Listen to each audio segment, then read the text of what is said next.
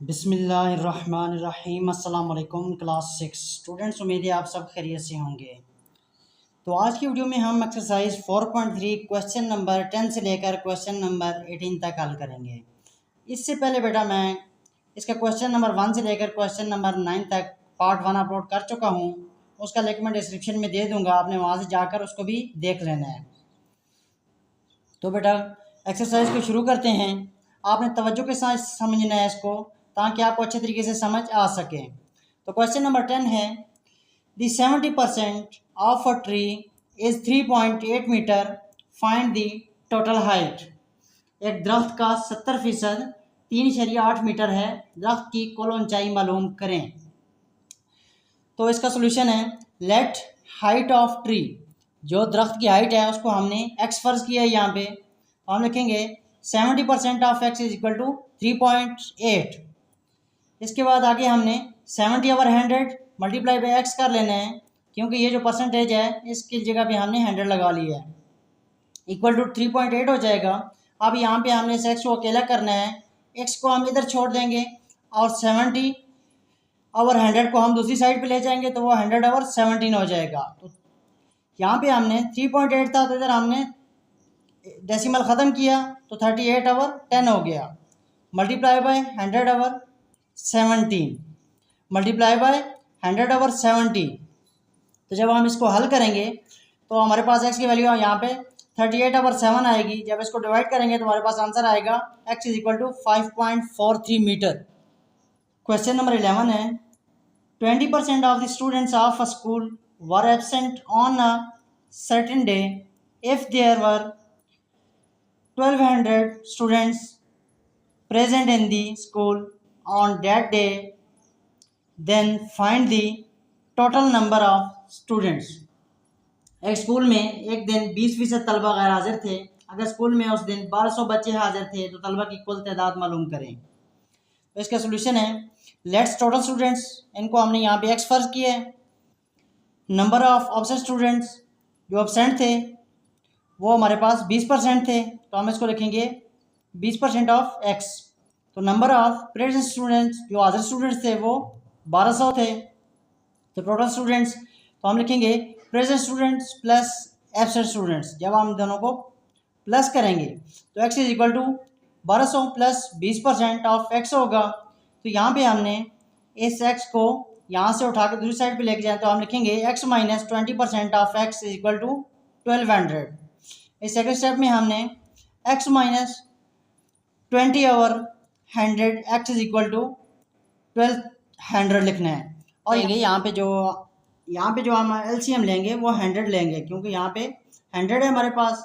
तो 100 का table one का टेबल 100 पे 100 दफ़ा जाता है, तो हमने यहाँ पे 100 को जब एक्स से मल्टीप्लाई किया तो 100 एक्स आ गया, माइनस की अलामत लगाएंगे।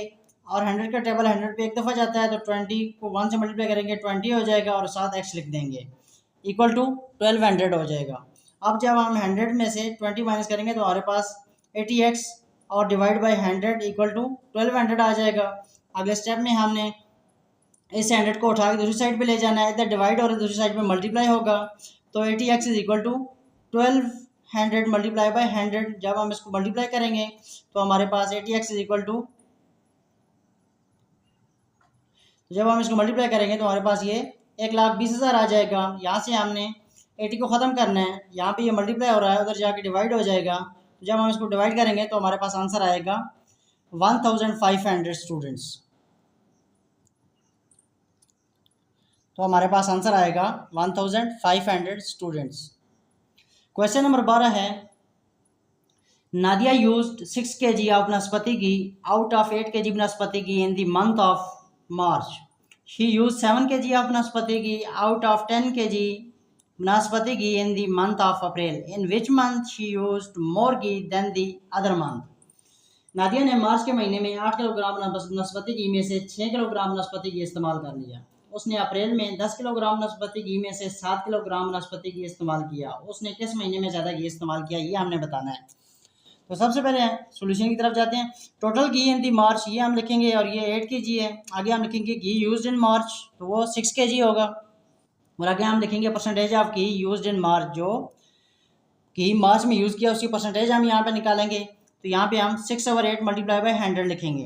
तो यहाँ पे हमने इसको क्रॉस किया तो हमारे पास इधर आंसर जो आया है percentage of ghee use in March वो 75% आएगा। टोटल घी इन अप्रैल 10 kg। अप्रैल में टोटल कितना घी था? 10 kg था। तो घी यूज इन अप्रैल जो है अप्रैल में इस्तेमाल हुआ है वो 7 kg हुआ है। Percentage of ghee use in April, इसकी परसेंटेज निकालेंगे तो हम 7/10 मल्टीप्लाई बाय 100 करेंगे तो हमारे पास 70% आ जाएगा। तो हमारे पास 70% आ जाएगा।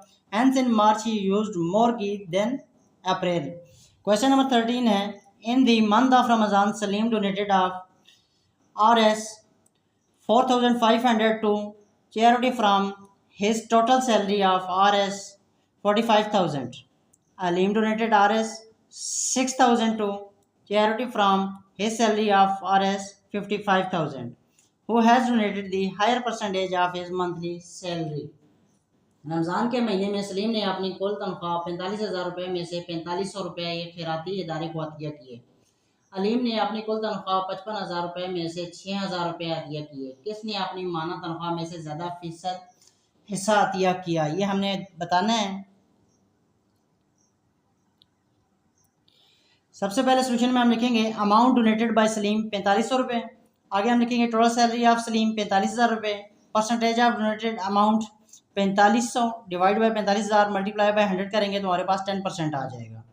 आगे है अमाउंट डोनेटेड बाय अलीम, जो अलीम ने रकम अतिया की वो 6,000 रुपये है और टोटल सैलरी जो अलीम की है वो 55,000 रुपये है। तो percentage of donated amount 6,000 divide by 55,000 multiply by 100 यानी 100 करेंगे तो हमारे पास आंसर आ जाएगा 10.909%। तो hence Alim donate higher than Salim, कि अलीम ने सलीम से ज़्यादा डोनेट किया। क्वेश्चन नंबर 14 है, increase 17 by 85%, what is the result? 17 में 85% इजाफा करें तो क्या हासिल होता है? सबसे पहले हम यहाँ पे लिखेंगे an increase of 85% means for every 100 there is an increase of 85, so each 100 in the original value becomes 185 in the new value. कि 85% इजाफे का मतलब है कि हर 100 में 85 का इजाफा किया गया, लिहाजा असल कीमत का हर 100 बढ़कर नई कीमत 185 होगा। तो हम लिखेंगे यहाँ पे न्यू वैल्यू, यहाँ पे हम लिखेंगे therefore new value ratio original value. तो जो न्यू वैल्यू थी वो हमारी 185 होगी और जो ओरिजिनल वैल्यू है वो 100 यानी कि 100 होगी। तो हम लिखेंगे the fraction from is new value divide by original value equal to 185 divide by 100 लिख लेंगे। आगे हमने न्यू वैल्यू इधर रखनी है, ओरिजिनल वैल्यू को उठा के दूसरी साइड पे ले जाना है। तो हम लिखेंगे 185 divide by 100 multiply by original value. जब हम यहाँ पे ओरिजिनल वैल्यू पुट करेंगे, ये हमारे पास 17 है, तो हम इसको हल करेंगे तो हमारे पास यहाँ पे 629 डिवाइड बाई 20 डिवाइड बाई 20 आ जाएगा। तो हमारे पास 629 डिवाइड बाई 20 आ जाएगा। जब हम इसको डिवाइड करेंगे तो हमारे पास 31.45 आंसर आ जाएगा। क्वेश्चन नंबर 15 है, decrease 30 by 70%, what is the result? इसमें 70% कमी करने से क्या नतीजा होगा? तो हम ये लाइन लिखेंगे a decrease of 70% means for every 100 of the original value there is a decrease of 70 each 100 in the original value becomes 30 in the new value. 70% कमी का मतलब है कि हर 100 में 70 की कमी की गई है, यानी असल कीमत 100 कम होकर 30 रह गई है। तो हम लिखेंगे 100 new value ratio original value, तो 30 रेशो 100 हो जाएगा हमारे पास। तो हम लिखेंगे दी फ्रैक्शन फ्रॉम इज, तो new value divide by original value equal to 30/100 आ जाएगा। यहाँ पे हम ओरिजिनल वैल्यू को दूसरी साइड पे ले जाएंगे तो new value equal to 30/100 multiply by original value आ जाएगा। तो 30/100 मल्टीप्लाई बाय 30 करेंगे तो हमारे पास आंसर आएगा 9।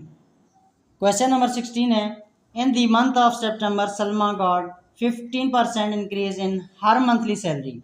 If Salma's monthly salary is Rs 45,000, then what is her new salary? सितंबर के महीने में सलमा की तनख्वाह में 15% इजाफा हुआ। अगर सलमा की तनख्वाह 45,000 रुपये हो तो उसकी नई तनख्वाह कितनी होगी, ये हमें बताना है। तो हम सबसे पहले ये लिखेंगे an increase of 15% means for every Rs 100 of the original salary. there is an increase of Rs15, so each Rs100 in the original salary becomes 115 in the new salary. Therefore तो आगे हम लिखेंगे new salary ratio original salary, तो 115 ratio 100 आ जाएगा। The fraction from में हम fraction लिखेंगे new salary divide by original salary, तो 115 बटा 100 लिखेंगे यानी 100 लिखेंगे। तो न्यू सैलरी इक्वल टू 115 बटा 100 मल्टीप्लाई बाय ओरिजिनल सैलरी आ जाएगा। तो 115 बटा 100 मल्टीप्लाई 45,000 करेंगे। तो जब हम इनको हैश को हल करेंगे तो हमारे पास न्यू सैलरी आ जाएगी 51,750 रुपये। यही हमारा आंसर है। क्वेश्चन नंबर 17 है after 12% of a bill has been deducted और Rs 6,536 remains to be paid, how much was the original bill. Bill में 12% कमी के बाद 6,536 रुपये अदा करना बाकी हैं। असल बिल की रकम क्या थी ये हमने बताना है। तो हम लिखेंगे यार decrease of 12% means for every Rs100 of the original price there is a decrease of Rs12, each Rs100 in the original price becomes Rs88 in the new price। 12% कमी का मतलब है कि असल कीमत के हर 100 रुपये में 12 रुपये की कमी की गई है, यानी हर 100 रुपये कम होकर 88 रुपये रह गए हैं। 100 new bill ratio original bill, तो 88 रेशो 100 लिखेंगे। द फ्रैक्शन फ्रॉम इज तो new bill divide by original bill equal to 88 बटा 100 करेंगे।